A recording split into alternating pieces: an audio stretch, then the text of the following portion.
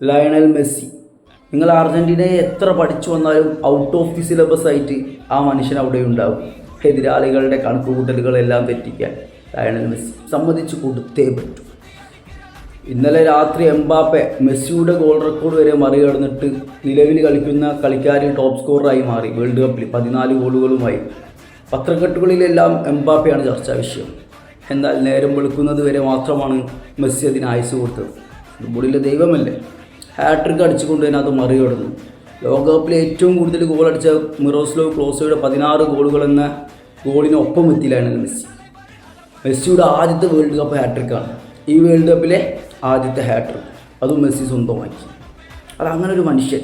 2022 ഏറ്റവും ഫോമിലുള്ള മെസ്സിയെ നമ്മൾ കണ്ടതാണ്. എന്നാൽ അത് വെറും ട്രെയിലർ മാത്രമാണെന്നാണ് മെസ്സി വിളിച്ചു പറയുന്നത്. 3 ഗോളുകളുമായി ഈ വേൾഡ് കപ്പിലെ ടോപ്പ് സ്കോറായിട്ടും മെസ്സി ഒരു ഭാഗത്ത് നിൽക്കുന്നു. സമ്മതിച്ച് കൊടുത്തേ പറ്റൂ. നല്ല പെർഫോമൻസാണ് അർജൻറ്റീന കാഴ്ചവെച്ചത്.